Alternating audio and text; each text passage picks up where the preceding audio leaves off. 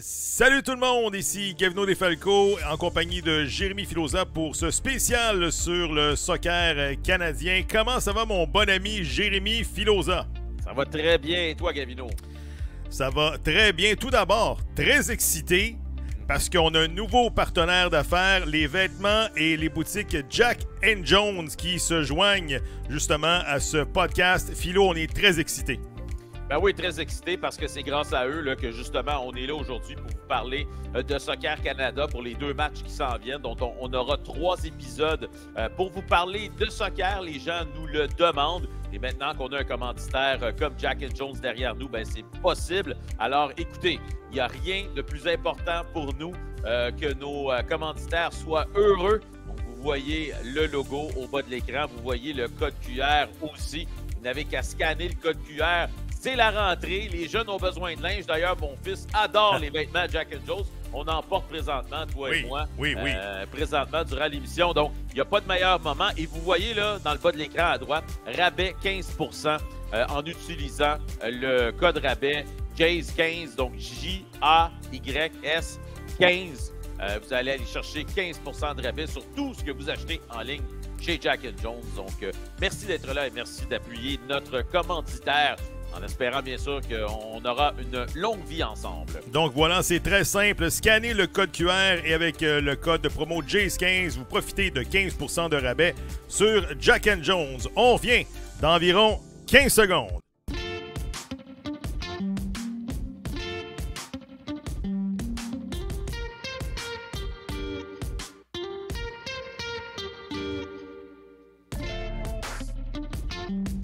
On va tout de suite te parler du scandale des drones. On sait qu'est-ce qui s'est passé là, dans le temps des Jeux olympiques et tout ça. Il y a quelque chose qui est arrivé. Bon, l'équipe canadienne qui a perdu 6 points au classement.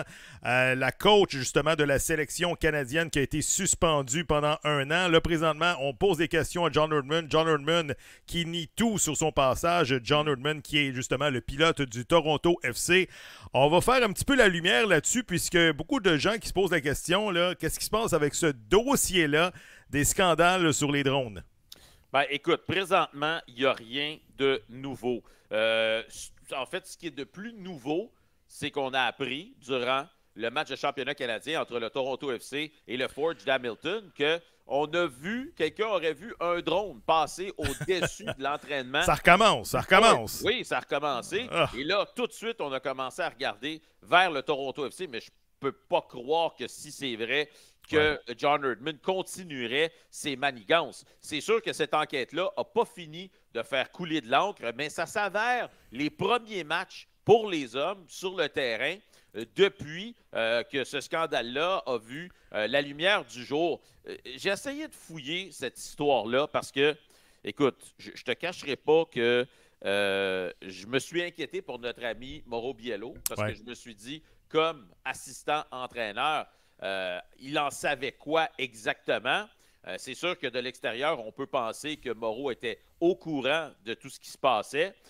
En même temps, ce que je me suis fait confirmer par plus d'une source, Gavino, c'est que durant le passage de Mauro Biello comme entraîneur-chef par intérim, il n'y a eu aucune utilisation de drone pour ces matchs-là. Donc ça me rassure un peu. Qu'est-ce que ça confirme exactement? Je ne le sais pas. On aura d'autres informations. Mais j'ai comme l'impression que ce sujet-là va revenir sur la table d'ici le début des matchs. C'est le festival de l'espionnage et on dirait qu'à chaque fois là, que John Herdman arrive en conférence de presse, en point de presse, il y a toujours 1 ou 2 questions sur justement les drones. On est en train d'un petit peu cuisiner John Herdman à ce sujet-là. On vous rappelle que le Canada s'est qualifié là, pour la Coupe du Monde 2022. C'était la première fois depuis 1986. Est-ce qu'ils ont utilisé cette stratégie-là? Je sais pas, mais tu sais, je veux dire, ça soulève beaucoup de questions. Pas de fumée sans feu. Et j'ai hâte de voir qu'est-ce qui va arriver. Est-ce qu'il va y avoir d'autres personnes qui vont être impliquées là-dedans? Est-ce que Canada Soccer va mettre le tout en dessous du tapis en disant OK, là, on a assez parlé, là, on va passer à d'autres choses, ou bien on va aller jusqu'au bout de l'histoire. Tu sais, des gars, des journalistes comme Rick Westhead, on sait, là, adorent ces genres d'histoires-là. Peut-être qu'on verra d'autres têtes roulées d'ici la fin de la saison, mais on verra qu'est-ce qui va se passer. Canada, USA, Un gros match samedi, ça se passe où? Pas au Canada, ça se passe à Kansas City, justement, dans la maison du Sporting Kansas City. C'est toujours le fun, en passant, voir des duels Canada-USA. En passant, c'est pas des matchs là, qui comptent, là. C'est des matchs amicaux. Bon, Canada affronte les Américains et ensuite affronte le Mexique. Tu t'attends à quel genre de match? Et aussi, il faut dire que Jesse Marsh adore mettre un petit peu d'huile sur le feu lorsque, justement, il affronte son pays natal. Ben, écoute, il y a tellement de choses à dire, il y a tellement d'histoires autour d'un match comme ça. Premièrement, la rivalité est en train de se bâtir entre ces deux pays-là parce qu'enfin, on a deux nations qui sont quand même compétitives l'une avec l'autre. Écoute, c'est sûr qu'avec Jesse Marsh à la tête du Canada, ça ajoute à toute l'histoire. Parce que on dirait qu'à chaque fois qu'il se fait poser des questions sur l'équipe nationale américaine, Jesse Marsh, il veut pas répondre, mais en même temps, il n'est pas capable de résister. Parce que vous vous souvenez qu'on lui avait préféré Berhalter, mais on avait même préféré le retour de Berhalter plutôt que l'embauche de Jesse Marsh. Il y a encore plusieurs Américains qui l'ont de travers dans la gorge et qui le font remarquer à Soccer USA depuis, bien sûr, les succès d'équipe Canada à la Copa América. Donc, c'est sûr que ça frotte d'un côté et de l'autre. Et Jesse Marsh, c'est sûr qu'il va vouloir battre les Américains à tout prix. Lui, d'après moi, il va en mettre des piastres sur le tableau avant ce match-là parce qu'il va vouloir prouver, bien sûr, que les Américains ont fait un mauvais choix. C'est vrai. Mais le fait que le Canada ait terminé 3e ou 4e à la Copa América, on sait que le Canada s'est incliné en tir de barrage pour le match de 3e place, qu'ils ont très bien fait. Et ensuite, on comparait Berhalter avec Jesse Marsh. As-tu vu, USA ont tout de suite réagi. Ils sont allés chercher un des meilleurs sélectionneurs au monde, Mauricio Pochettino. Lui qui est allé avec Chelsea, Paris Saint-Germain, un Argentin et tout ça. Il fallait un gros nom. Il fallait un gros nom. Pas un Bruce Arena de ce monde. Ils sont allés à l'international. Ils vont aller le chercher. Je pense pas qu'il va être derrière le banc là, cette semaine, puisque, il arrive et tout ça. Mais eux autres qui ont réagi, ont dit, on va mettre le paquet, là, puis on va aller chercher un entraîneur d'envergure, justement, parce qu'on est tanné là, de se faire damer le pion par le Canada et Jesse Marsh. Ben, écoute, c'est sûr qu'avec l'histoire de Berhalter qui quitte, qui revient, ça n'a pas rassuré du tout les amateurs de soccer aux États-Unis. Ça n'a pas mieux fonctionné à la Copa América non plus. Là, on se tourne vers le Canada et on se dit comment ça se fait qu'eux se rendent dans les matchs éliminatoires. Ça, bien sûr, c'était avant tout le scandale avec les drones et tout ça. Là, on va chercher Pochettino, comme tu dis, qui est un gros nom, mais ça prenait ça pour calmer les ardeurs parce qu'aux États-Unis, il y a énormément de frustration par rapport à ce programme qui n'avance pas. Si tu te souviens bien, à la Copa América, il n'y avait qu'un seul joueur, je crois, qui était issu de la MLS dans tout le groupe. Et malgré ça, ils n'ont pas été c'est capables. pas mieux, là, présentement. Je pense qu'ils ont rappelé 2 joueurs de la MLS. Donc, c'est encore une fenêtre internationale pour les joueurs internationaux. Là. Je veux dire, je pense qu'il y a le gardien, notamment de Columbus, et un défenseur de Charlotte. C'est tout. Là. Les autres, c'est tous des joueurs qui jouent en Europe, contrairement au Canada, que je pense la moitié de l'alignement provient justement là, des joueurs de la MLS. Mais ça va être vraiment intéressant à suivre le samedi, justement, à Kansas City. Il n'y a pas de chance qu'ils mettent ça, ce match-là, un peu plus au nord, proche de la frontière, pour que des Canadiens se rendent à destination. Non. Il va y avoir des matchs au Canada.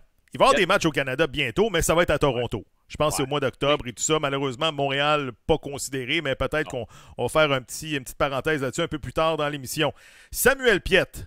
Tu sais, la dernière fois qu'on a fait une émission, on trouvait ça plate pour Sam. C'est présenté à la Copa América, c'est présenté à la Coupe du Monde. Aucune minute de jeu pour lui. Et là, on s'était dit, on était un petit peu inquiet pour son avenir. Samuel Piette n'a pas reçu d'appel de Jesse Marsh. Bon, on est passé de 26 à 23 joueurs pour ces deux matchs-là. Est-ce que ça explique le fait que 3 joueurs de moins, Samuel Piette n'a pas reçu l'appel? Moi, j'ai pas été étonné, Philo. En passant, là, avec la saison à dents de scie du CF Montréal et les performances peut-être récentes du club et tout ça, on ne met pas en valeur vraiment des vétérans comme Samuel Piette. Moi, je suis pas surpris. Vas-y, toi. Ben écoute, si tu te souviens bien, quand Jesse Marsh est venu à Montréal, il y a de ça un peu plus d'1 mois, j'avais posé directement la question, as-tu encore besoin d'un gars comme Samuel Piette dans ton équipe? Est-ce qu'il devrait se concentrer sur son club? Et il a dit non, il est un membre important de l'équipe. Mais c'est bien beau les paroles, Gavino, mais à la fin de la journée, tu as fait tes sélections, puis Samuel n'est pas là. Est-ce que ça veut dire que Samuel ne reviendra plus jamais? Je ne le sais pas. Je pense qu'éventuellement, il y aura peut-être des blessés en quelque part, mais c'est sûr qu'avec l'arrivée de Nico Sigur, qui est un joueur qu'on vient tout juste de convaincre d'adopter, bien sûr, le chandail canadien et non celui de la Croatie, parce que lui a la double nationalité. On parle d'un jeune de 20 ans, Gavino. Si tu as regardé un petit peu les faits saillants de ce qu'il est capable de donner, premièrement, bon, hein? Extrêmement talentueux, balle au pied, capable de déjouer des adversaires. Il court très bien. Soit dit en passant, c'est un 6 naturel, donc il joue la position de Sam, mais il peut jouer aussi comme latéral droit. OK, on va en parler tout à l'heure quand on va parler de la formation probable, là, partante. Mais c'est un peu normal pour moi, Gavino, que Jesse Marsh va vouloir confirmer la présence de ce joueur-là dans sa formation. Soit dit en passant, le règlement de la FIFA depuis 2021 est ainsi. Un joueur qui joue un match amical, donc c'est le cas, là, ce sont des matchs amicaux, il peut toujours revenir sur sa décision. Avec l'approbation de la FIFA, il pourrait toujours décider de s'aligner avec la Croatie. Mais moi, je pense que Jesse Marsh va tout faire pour que ce kid-là se sente bien, se sente chez eux. Il est né au Canada et je ne serais même pas surpris qu'il obtienne un départ dans un des deux matchs, Gavino. Alors, c'est sûr que c'est pas bon signe pour Samuel Piette. Là. On va tout de suite écouter justement Jesse Marsh qui parle de Samuel Piette et on revient. So, look, I reached out to Sam and I told him that he had, that I watched his performances and that he's been playing well, that the roster this time around is a little bit smaller, and that we wanted to take a look at a couple of new guys, but that I'll continue to evaluate his performances and continue to evaluate how he fits into the future of the national team. But, from almost every perspective, as a person and as a player, Sam is an asset to the national team program. So I don't expect that it's the last time that we will see him with the national team. But in this moment, when I was bringing in Nico and looking at evaluating him with the group, in that position, I just felt that the balance of the squad was best like this. Et voilà, Jesse Marsh qui explique là, justement Nico Sigur. En passant, comme tu dis, allez voir les faits saillants de Nico Sigur sur YouTube. Il est bon. Pas juste avec un pied, avec les deux pieds. Exactement. Il est souvent au centre de toutes les attaques comme numéro 6. C'est un peu un 6, mais de nouvelle génération. Moderne, qui est capable d'appuyer l'attaque et il n'a pas peur de prendre des tirs de loin et tout ça. Des centres avec au deuxième poteau ou au premier poteau de grande qualité. Il y a seulement 20 ans, Philo. Là. On n'a pas le choix. Là. Il faut faire la passation des pouvoirs à un moment donné, passer le flambeau. Et un joueur comme ça, de talent, t'en as pas là, 200 là, au Canada. Là. Donc, tu n'as pas le choix de faire une place. Et comme tu dis, moi, je le verrais, débuter une rencontre, puisqu'Ismaël Koné, on sait, ne sera pas présent, blessé à la cheville. Donc, pour moi, Nico Sigur devrait obtenir au moins un départ, soit contre les États-Unis ou contre le Mexique cette semaine. Oui, puis je vais te parler tout à l'heure de la formation partante, de ce que je vois.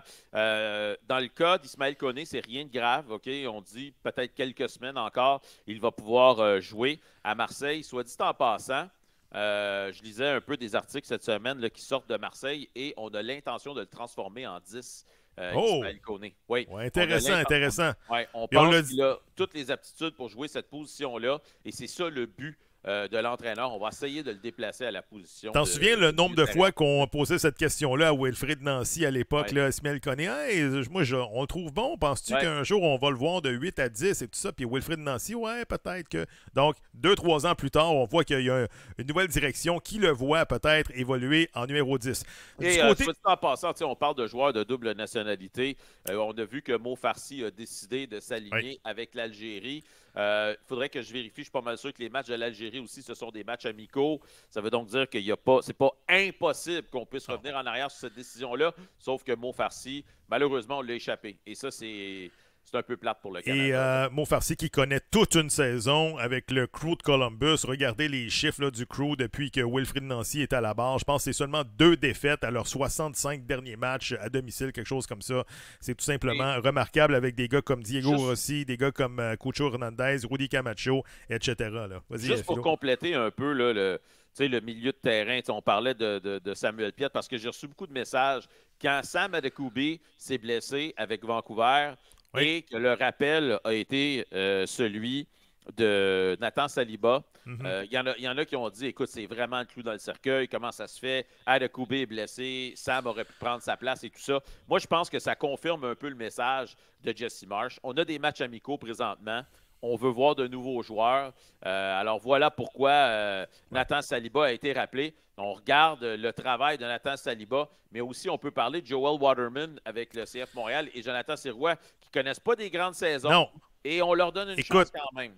Je me réserve cette question-là, justement, pour la fin de l'émission. Philo, on va tout de suite écouter Jesse Marsh au sujet du nouveau joueur suisse, Mathieu Choinière. On écoute. I spoke with the people at Grasshopper about Matthew, and I had a lot of positive things to say because I think he's a player with a big future. Then when I watched his performances in the last weeks in playing for Montreal, I thought his focus and concentration to be his best for the club was at a high level. And I thought he had some really good performances. And obviously, some different opportunities were presenting themselves. In the end, I know that he loved, he's from Montreal. He loved playing for that club. I think this move for him is a next step and a step inside Europe for him to be at a club where I think need him and also where he can develop and have some success without the massive pressure of a massive club, but go to a club that I still think has a really good history, a history of developing young players, a commitment to developing young players, means that I think he can take his first step in Europe in a positive way and establish himself at that club, and then have the opportunity in a couple of years to be thinking about maybe moving on to something even bigger. So, for me, Matthew has a lot of the qualities that I like in players that play in the center of the midfield, and I think he's going to be a big part of the national team moving forward. Alors voilà, de très, très bons mots de Marsh en direction de Choinière. C'est un joueur qu'il apprécie énormément. Selon lui, Grasshopper, c'est la place idéale où il pourra éventuellement peut-être rebondir encore dans un plus grand club dans quelques années. En tout cas, il semble le voir dans sa soupe.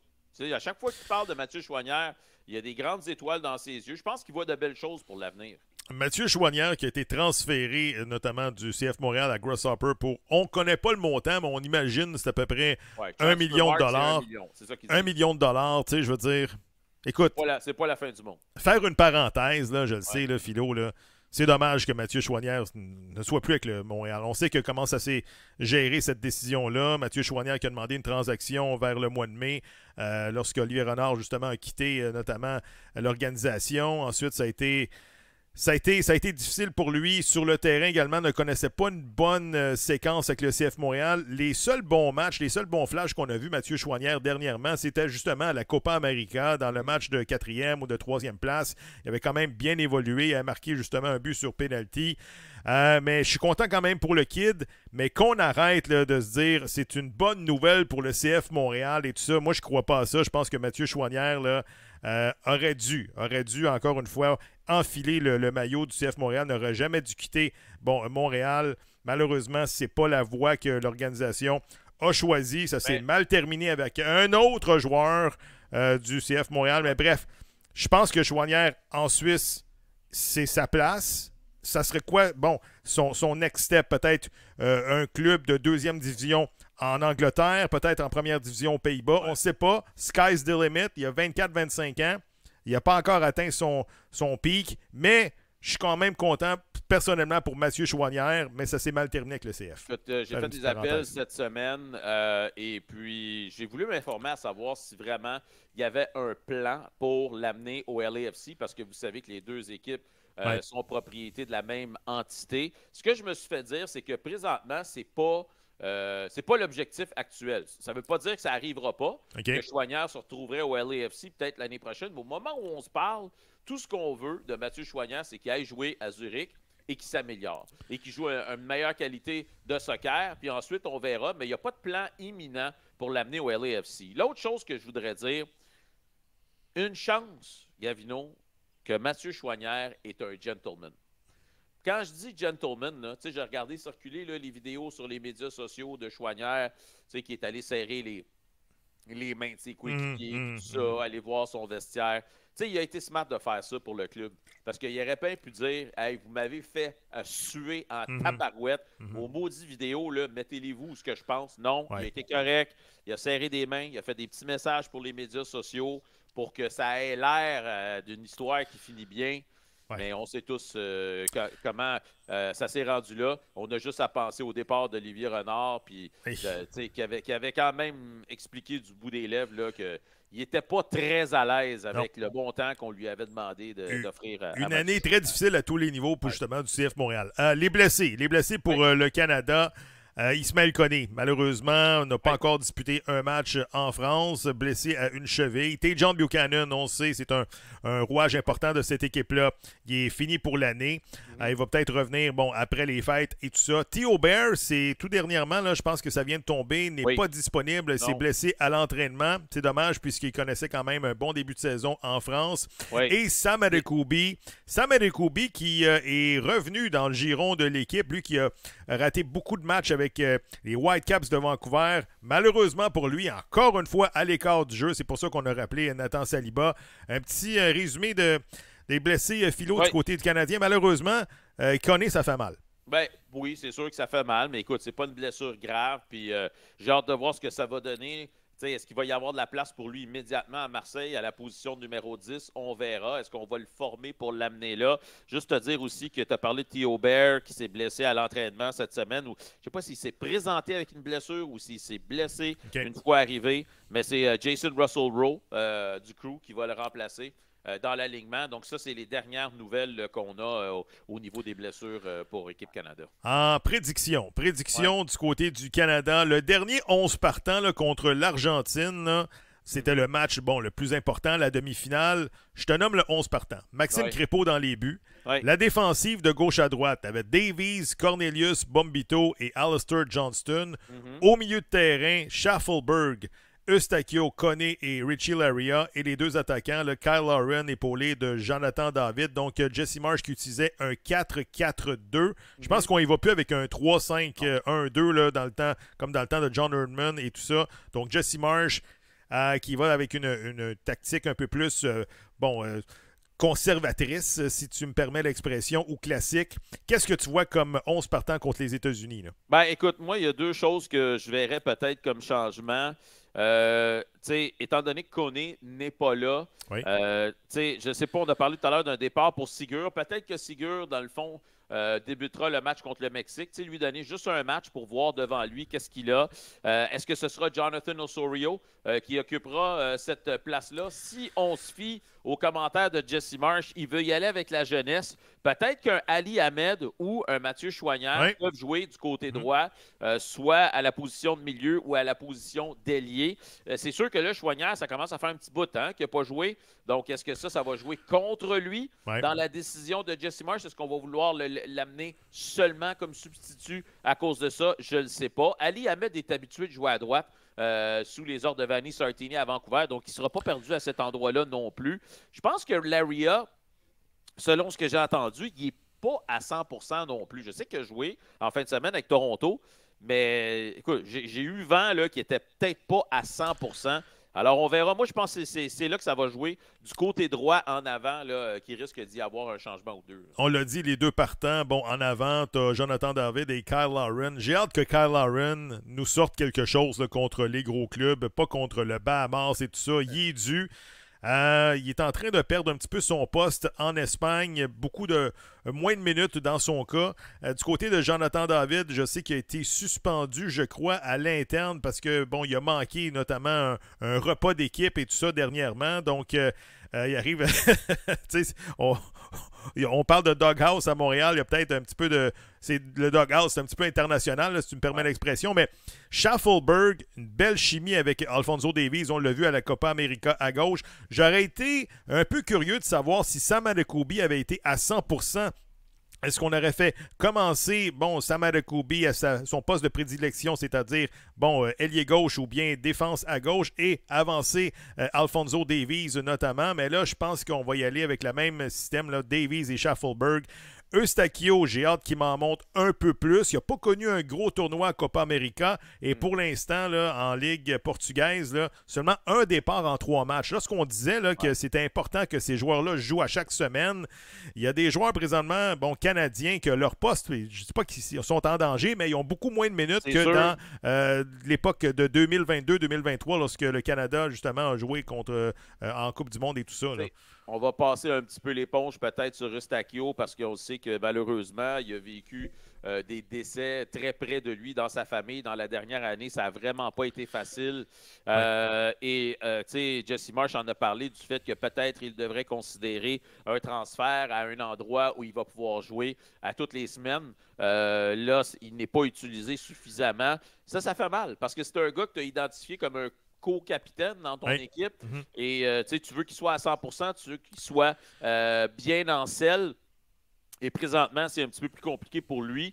Mais moi, j'ai bon espoir que Eustachio va peut-être poursuivre sa carrière ailleurs. On verra dans les prochains mois s'il est capable de sortir de sa situation actuelle parce qu'on a besoin d'un gars qui est prêt à jouer quand c'est le temps. Là. Une couple de questions en rafale, Philo, très rapidement. Là. Bon, tu as Sean Richardson qui pose comme question, est-ce que Jesse Marsh, le choix était justifié de prendre 3 joueurs du CF Montréal, Waterman et Sirois, n'ont pas bien joué cette année et je ne crois pas qu'ils méritent une place.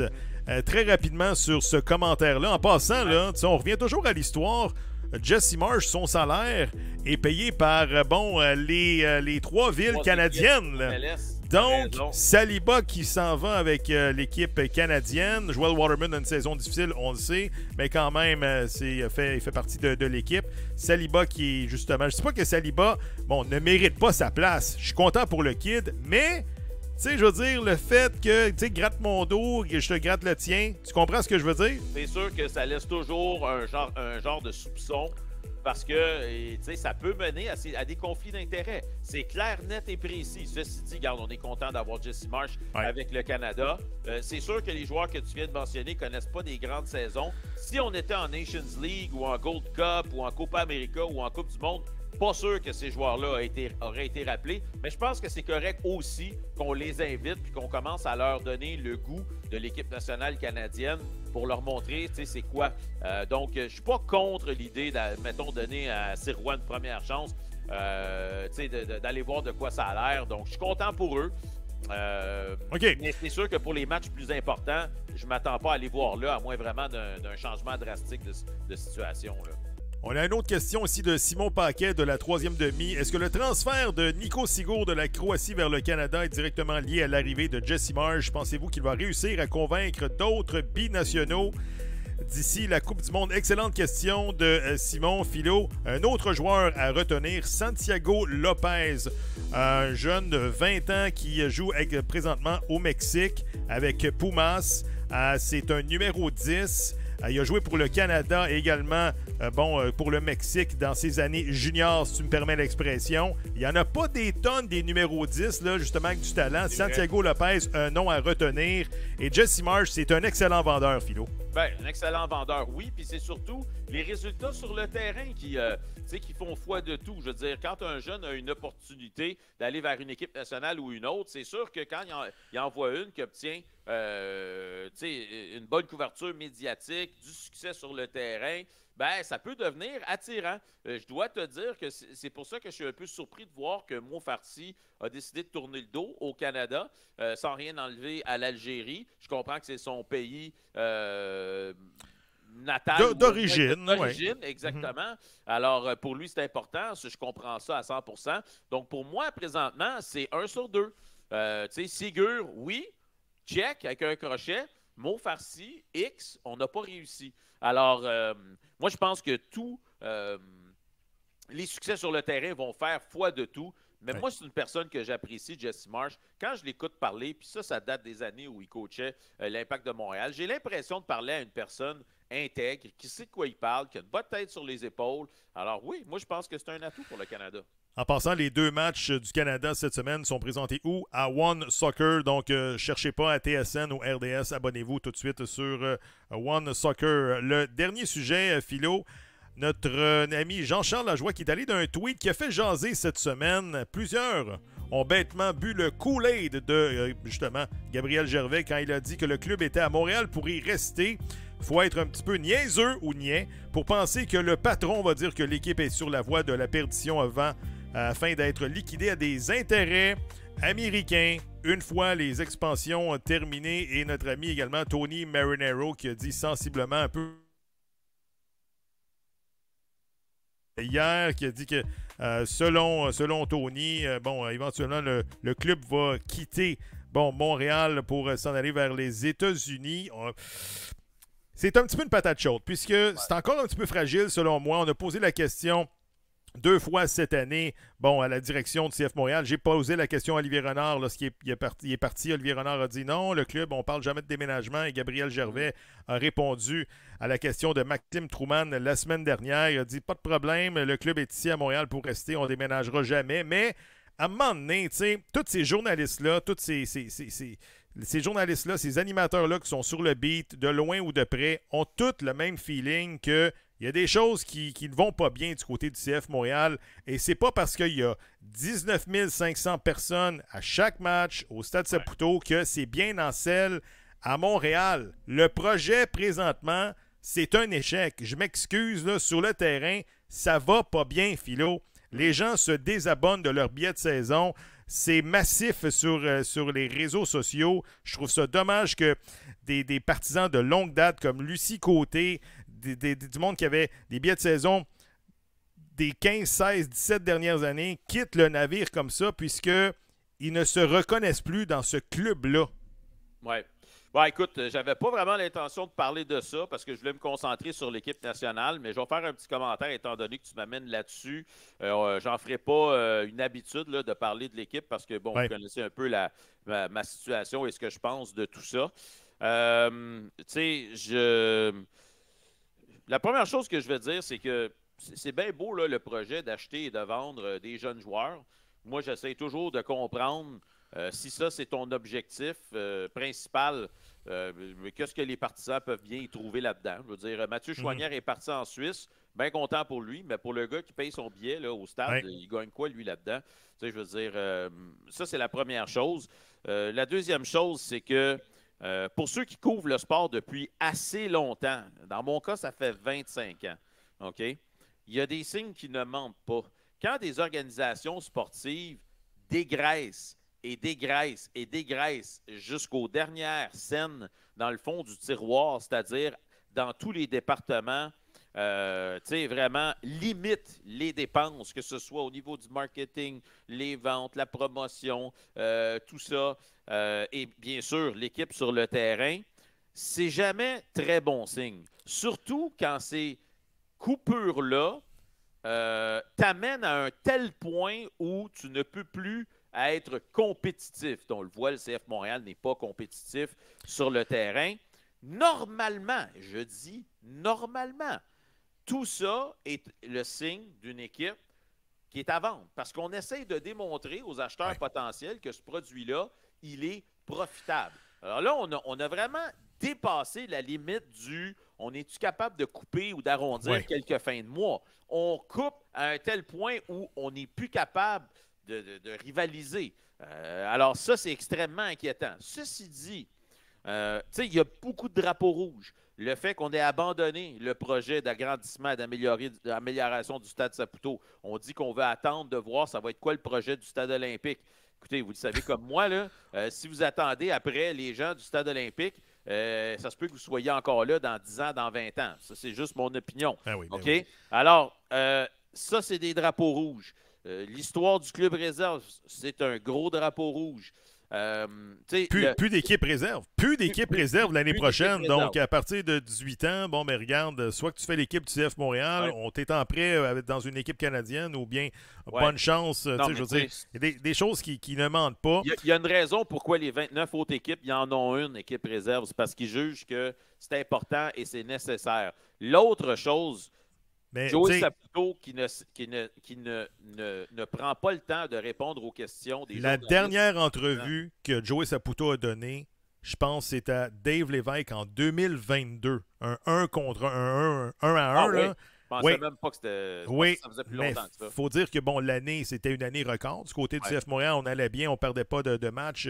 Vous connaissez la saison superbe de 2022 avec les Kyoto, les Alistair Johnston, Mihailovic et Koné et d'autres, et Wilfried Nancy. Je pense que c'est la dernière fois que Joey Saputo a donné une entrevue à un média, mais une mêlée de presse, il faut reculer à 2018, si je ne m'abuse. J'ai commencé à couvrir le CF Montréal en 2019 et j'ai jamais eu l'occasion de poser une question à M. Joey Saputo, malheureusement.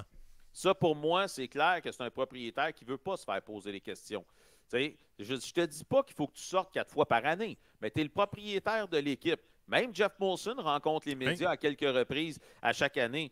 Il faut que tu répondes à des questions et le fait qu'il se cache, c'est vraiment pas bon signe. Le commissaire se cache aussi parce que des demandes d'entrevue à Don Garber pour parler de la situation de Montréal, j'en ai fait plus d'une.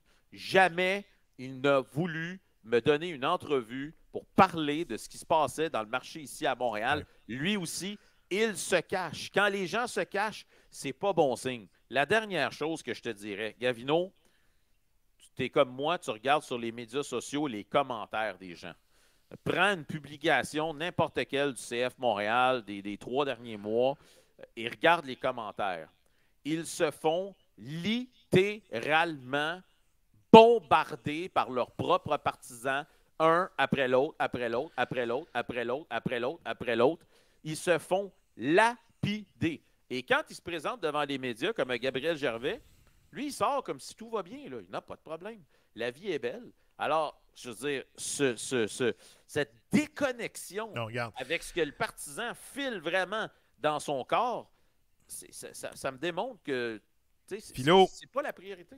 Je sais que, bon, on est peut-être réaliste, négatif, je ne sais pas. Mais tu peux virer ça de bord rapidement cet hiver en signant 2 joueurs désignés. Il va en avoir de l'argent disponible.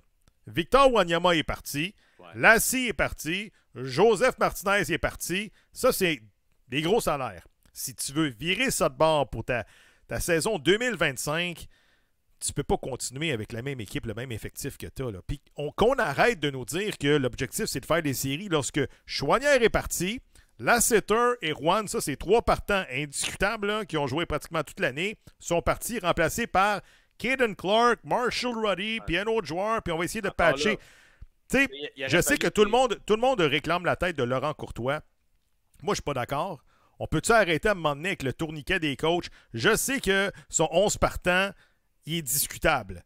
Mais qu'est-ce qui se passe plus haut que lui? C'est encore plus discutable, Philo. Là. Qui prend les décisions? C'est qui le directeur sportif? C'est toujours nuancé. On ne sait pas qui fait quoi dans cette organisation-là de 1. Ça, c'est le problème numéro 1. Non, mais écoute, ouais, c'est ça. Écoute, tu as une équipe qui n'a plus de directeur technique depuis 3 mois. Je veux dire, les joueurs, ils doivent se dire, écoute, t'en vois-tu d'autres, toi, des équipes de soccer? Le directeur technique part, ça fait 3 mois, 4 mois. Il n'est pas remplacé officiellement. Ça ne fait pas beaucoup de sens. Là, tu dis publiquement que ta priorité, c'est de faire les séries, mais tu as laissé partir des joueurs quand même d'une certaine expérience en MLS. Tu sais ce que tu as en ces joueurs-là. Je ne dis pas qu'ils sont parfaits. Je ne dis pas qu'ils t'amènent à un autre niveau. C'était quand même mieux avant. Là, tu amènes un paquet de recrues qui n'ont jamais joué avec cette équipe-là, qui doivent s'habituer au système.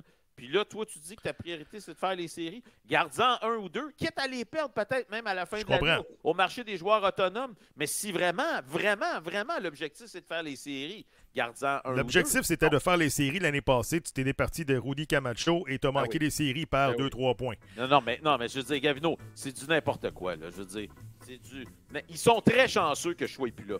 Peux-tu te dire ça? Ils sont très chanceux. Parce que je te jure qu'en conférence de presse, là, j'en manquerais pas beaucoup des questions de même. Mais qu'est-ce que tu veux que je te dise? C'est ça la vie. Philo, on va continuer de parler de Soccer Canada. Soccer Canada, samedi 16h contre les Américains. C'est sur les ondes de One Soccer. Et merci justement d'encourager justement le projet du podcast sur le soccer canadien. Et si vous voulez justement nous encourager encore plus, visitez notamment Jack and Jones avec le code QR et vous avez des rabais de 15% avec le code promo Jays15. Philo, on s'arrête là-dessus. Et notre prochaine émission, c'est dimanche au lendemain, en espérant d'une belle victoire du Canada contre les États-Unis. Salut tout le monde. Bye bye. Bye.